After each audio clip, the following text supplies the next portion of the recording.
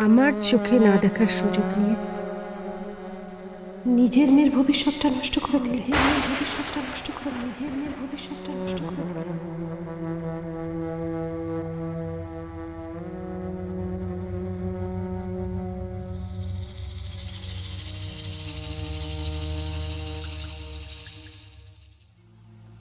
বিয়ের আগে তুই আমার কনকাঞ্জলি দি ঋণ শোধ কর।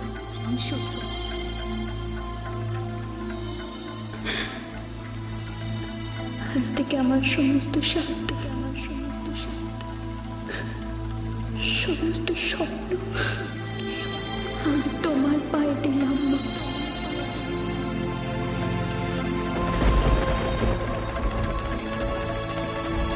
চুপ করুন আপনি। আমি আর সহ্য করতে পারছি না, আর শুনতে পাচ্ছি না। আমি চুপ করুন। এই অসহ্যকর পরিস্থিতির জন্য তুমি নিজে দায়ী, তাই নয় কি?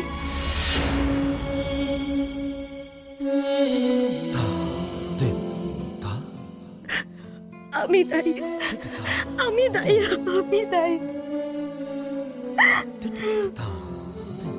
আমি ভুল করেছি।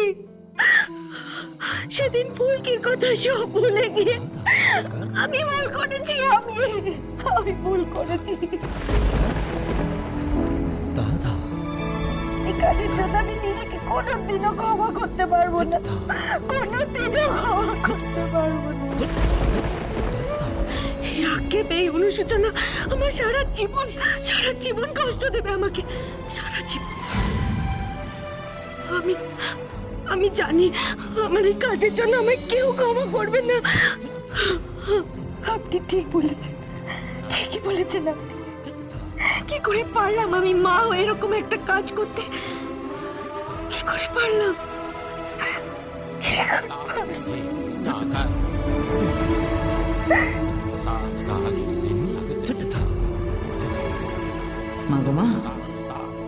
মাগোমা, এখন যে দেখছি একেবারে আবেগের বন্যা বয়ে যাচ্ছে গো।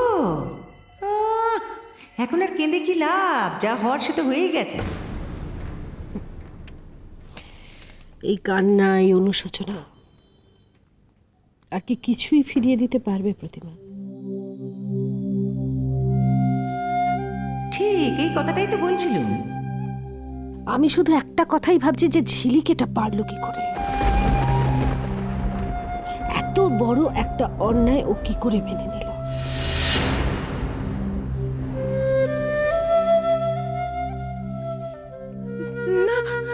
না, ও কোনো দোষ করেনি। ওকে ওভাবে বলবেন না, ও কোনো দোষ করেনি। আমার কথা রাখতে গিয়ে সবকিছু মুখ বুঝে সহ্য করেছিল। শুধু আমার কথা রাখার জন্য আপনার সঙ্গেও মিথ্যে অভিনয় করেছে। এক মাকে বাঁচাতে গিয়েও আরেক মাকে ঠকিয়েছে।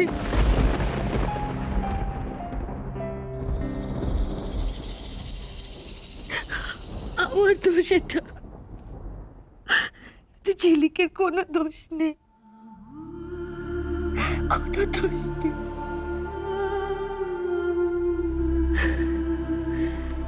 সে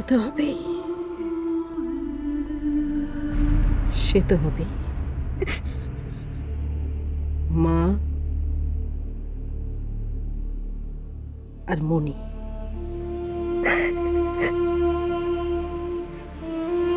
তফাৎ তো থাকবেই।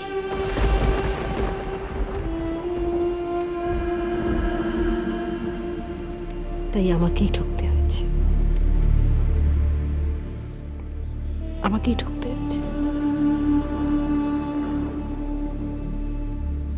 ঝিলিক নিজে ঠকেনি,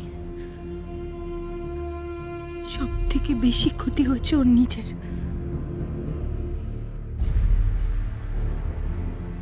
নিজে সব থেকে বেশি ঠকেছে।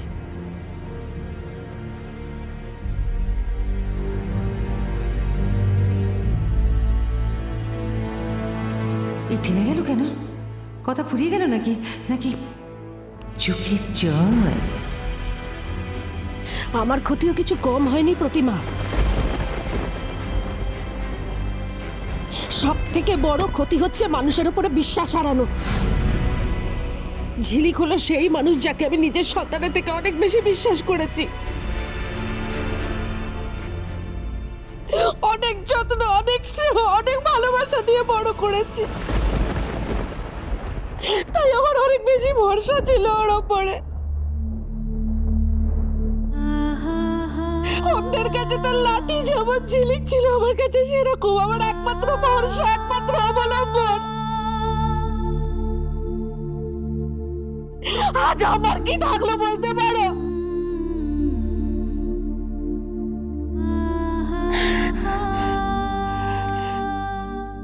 মা গো মা, এই যে দেখছি শুধু ক্ষয়ক্ষতিরই হিসেব চলছে গো। এই বলে আমায় দেখ, তো বলে ঝিলিককে। দেখ, আমি কোথায় ভাবলুম মিসেস রায়চৌধুরী যখন এত ঠেঙে এসেছেন তখন সাংঘাতিক কোনো একটা কাণ্ড ঘটাবেন। কোথায় কি, খালি চোখের জলের কম্পিটিশনই চলছে, কম্পিটিশন। প্রতিমা, তোমাকে আরো কয়েকটা কথা বলার ছিল। এই এই এই এইবারে মনে হয় সাংঘাতিক কিছু একটা ঘটবে। মা গো মা,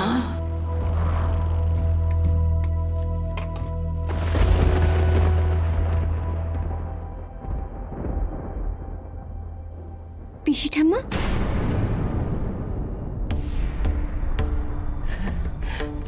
ও মা, মিষ্টি লাড্ডু চাপ। ভালো করেছিস, ভালো করেছিস ঝিলিক। তুই বিশ্বাস করে, আমি তো ওই জন্যই এসেছিলাম জিজ্ঞেস করবো বলে, জানিস। কিন্তু দরজা বন্ধ, ভেতরে কি গোপন কথা হচ্ছে কি জানি। কিছু জানিস? যে কি মুরগি, তোরা তোরা বোঝ। মা, আমার তো কতগুলো কাজ পড়ে আছে যে। যা যা যা যা, তুই যা।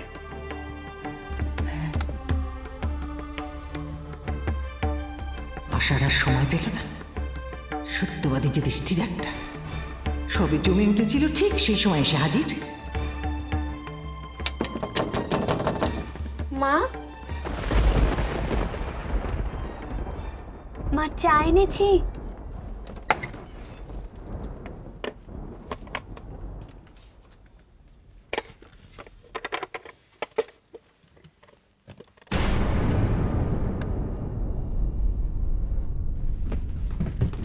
ভীমনি, জানতে পারলে কিছু? কি জানতে পারবো গো বিদিশা? আরে ওই ঘরে। মা গো মা, তোমার তো উৎসাহ কিছু কম নেই, আগের মতনই আছো দেখছি।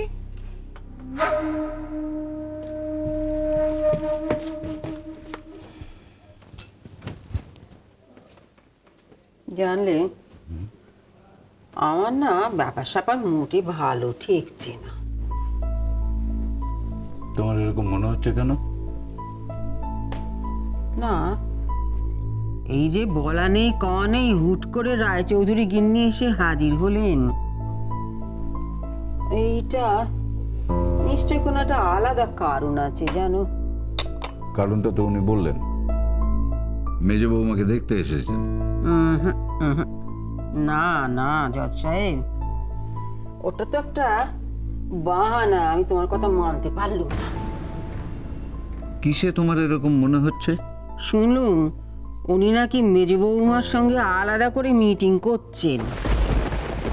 কি কথা হচ্ছে সেখানে কে জানে। না না, ঝিলিক তো আছে ওই ঘরে। না রে মেজ কোকা, এই তো ঝিলিক নিজেই বলল। সে তো ঘরে নেই, সে তো বাইরে রয়েছে। তাকে নাকি ঘর থেকে বার করে দিয়েছে। কি গোপন কথা আছে তাই।